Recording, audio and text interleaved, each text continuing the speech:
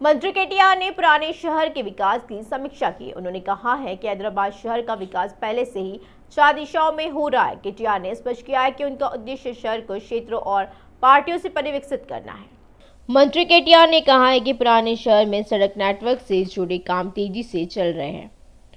कई फ्लाईओवर और सड़क निर्माण पहले ही पूरा हो चुका है और अधिकारियों को ओल्ड टाउन जैसे घनी आबादी वाले इलाकों में सड़क चौड़ीकरण के काम में तेजी लाने का आदेश दिया गया है और ये घोषणा की गई है कि वे भूमि अधिग्रहण के लिए अधिक धनराशि आवंटित करने के लिए तैयार हैं। उन्होंने कहा कि ट्रैफिक जंक्शनों के साथ साथ मूसी पर फुट ओवर ब्रिज और ब्रिज के निर्माण में तेजी लाई गई है। मंत्री केटीआर ने कहा कि पिछले 8 वर्षों में पुराने शहर में पेयजल आपूर्ति में सुधार हुआ है।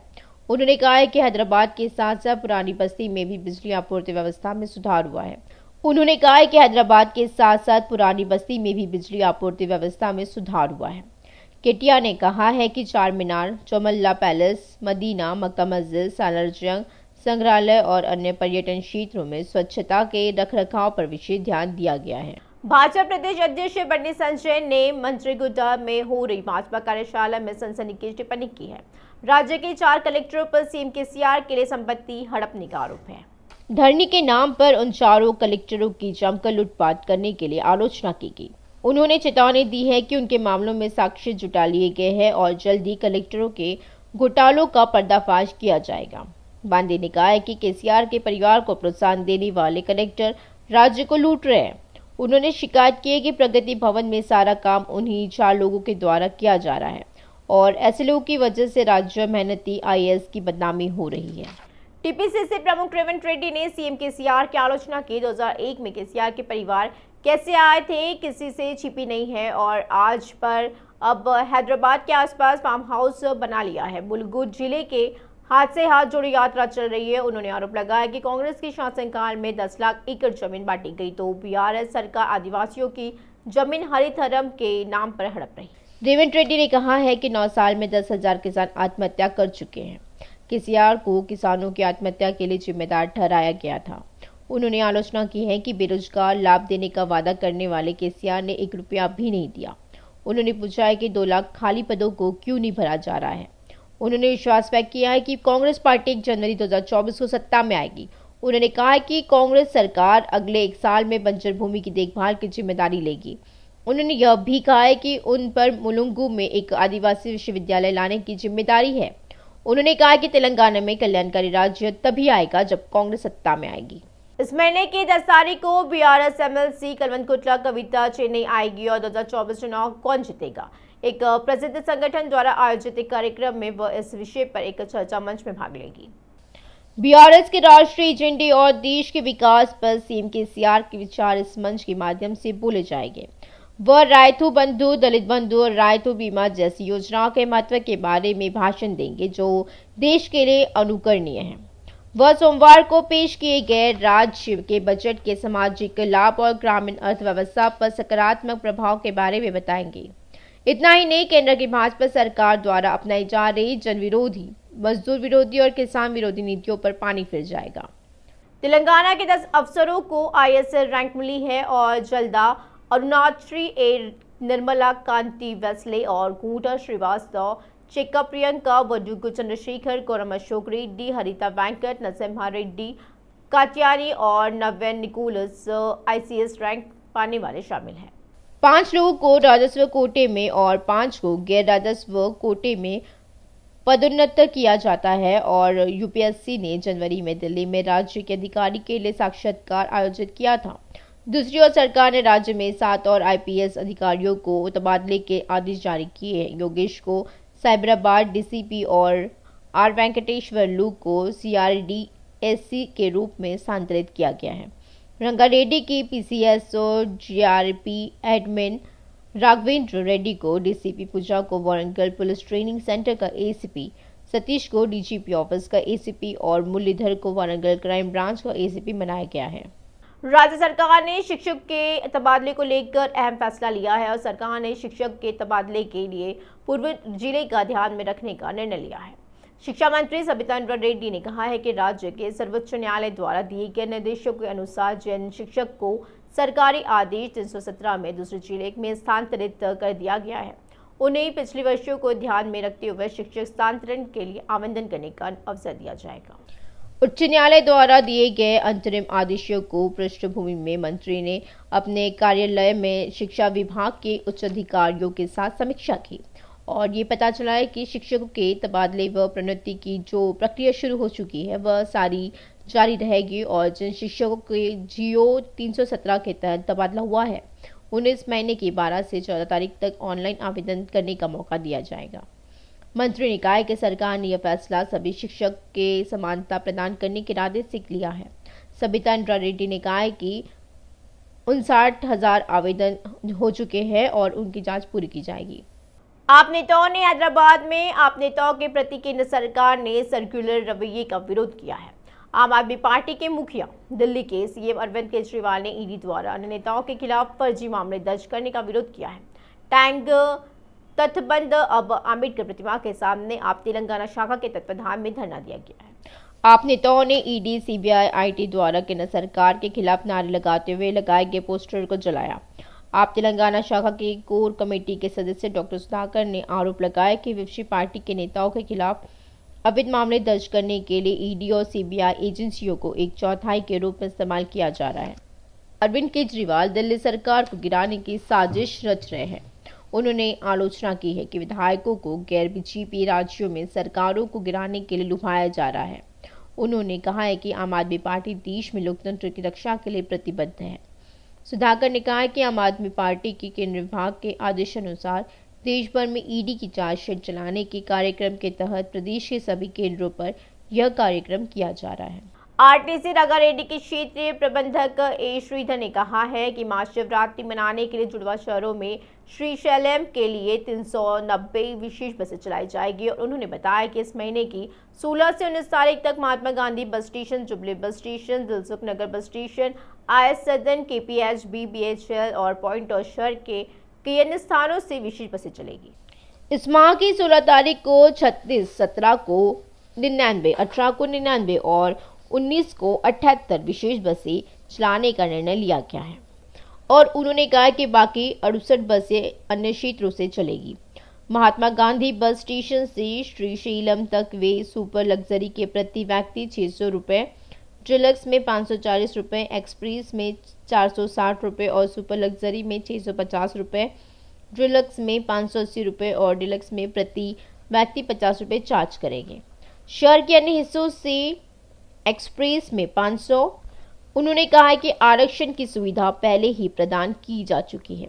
अन्य विवरण के लिए कृपया MGBS से 9959226250 995922626248 9959226257 JBS पर 9959226246 और 04027802203 ISS ADAN पर 9959226250 BHL पर 9959226250 KPPH2 पर 2695 पर संपर्क करें। TSRTC द्वारा उपलब्ध कराए गए बालाजी दर्शन टिकट को श्रद्धालुओं का अच्छा रिस्पांस मिल रहा है। 7 महीनों में 77,200 भक्तों ने इन टिकटों को बुक किया और तिरुमाला श्री वेंकटेश्वर स्वामी के दर्शन किए हैं। आरटीसी ने घोषणा की है कि पिछले साल जुलाई में 3,109 टिकट, अगस्त में 12,092, सितंबर में 11,586, अक्टूबर में 14,737, नवंबर में 14,602, नवंबर में 6,890 और इस साल की जनवरी में 14,182 टिकट बुक किए गए थे। पिछले साल जुलाई से TSRTC ने तेलंगाना से तिरुमाला जाने वाले श्रद्धालुओं के लिए बालाजी दर्शन उपलब्ध कराया है। तिरुमाला जाने के लिए बस टिकट बुक करते समय इसने श्रीवारी के लिए त्वरित दर्शन टिकट बुक करने की सुविधा प्रदान की है। TSRTC ने इसके लिए TTD के साथ करार किया है।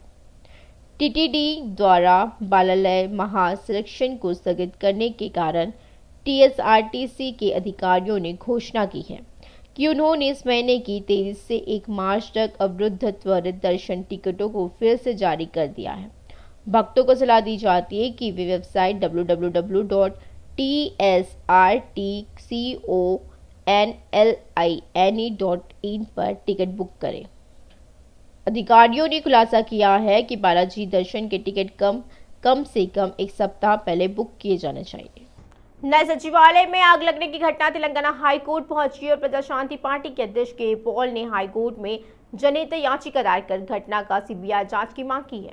पॉल ने मुख्य न्यायाधीश को समझाया कि उनके द्वारा दायर याचिका पर सुनवाई नहीं हो रही है और अपनी याचिका में उन्होंने कहा है कि नए सचिवालय की पहचान क्राइम जोन के रूप में की जानी चाहिए। नए सचिवालय को सीज किया जाना चाहिए और इसकी जाँच की जानी चाहिए। साथ ही याचिका में पॉल ने जांच के लिए कहा है कि आग एक दुर्घटना थी या मानव बलिदान। मुख्य न्यायाधीश ने रजिस्ट्रार के पॉल द्वारा दायर याचिका पर नंबर देने का आदेश दिया है कि पॉल ने सचिवालय के उद्घाटन पर एक और जनहित याचिका दायर की है और याचिका दायर की गई थी कि नया सचिवालय केसीआर के जन्मदिन के बजाय डॉक्टर BR अम्बेडकर के जन्मदिन पर शुरू किया जाना चाहिए। हाईकोर्ट इन दोनों याचिकाओं पर गुरुवार को सुनवाई कर सकता है और सीएम केसीआर इस महीने की 17 तारीख को नए तेलंगाना सरकार सचिवालय का उद्घाटन करेंगे और ऐसा लगता है कि यह सुबह 11:30 बजे शुरू होगा। इस सचिवालय का नाम डॉक्टर BR अम्बेडकर के नाम पर रखा गया था, लेकिन 3 फरवरी को नए सचिवालय में आग लग गई और वही पुलिस ने कहा है कि यह आग मॉक ड्रिल थी। मंत्री प्रशांत रेड्डी का छोटी सी आग लगने का खुलासा चर्चा का विषय बन गया है। तेलंगाना की किरणमयी ओलिंपियो विजेता बनी है और राजस्थान में हुई प्रतियोगिता में फर्स्ट रनर अप बनी है। देश भर के विभिन्न राज्यों से चुने गए 50 में से किरणमयी अच्छे प्रदर्शन के साथ फाइनल में दूसरे स्थान पर रही है। श्रीमती इंडिया तेलंगाना क्षेत्रीय निदेशक श्रीमती ममता त्रिवेदी ने उनके सलाहकार के रूप में काम किया। बीना पुजारी ने किरणमयी के लिए एक पोशाक तैयार की है और उन्होंने 10 श्रेणियों में 30 लोगों के साथ प्रतिस्पर्धा की है। हालांकि talent round, dance round, safari round के साथ साथ फैशन राउंड में कड़ी प्रतिस्पर्धा थी। उनके सवालों के जवाब से जज प्रभावित हुए और इसी प्रतियोगिता में ममता त्रिवेदी ने निर्देशक श्रेणी के लिए सर्वश्रेष्ठ निर्देशक का पुरस्कार जीता है। किरणमयी ने श्री चैतन्य विद्या संस्थान के अध्यक्ष BS राव ने कहा है कि सभी निजी शिक्षण संस्थान व्यावसायिक नजरिए से संचालित करने वाला प्रचार सही नहीं है। उन्होंने कहा है कि छात्रों द्वारा भुगतान की जाने वाली फीस उन्हें गुणवत्तापूर्ण शिक्षा प्रदान करने और शिक्षण संस्थानों के विकास के लिए खर्च की जाएगी।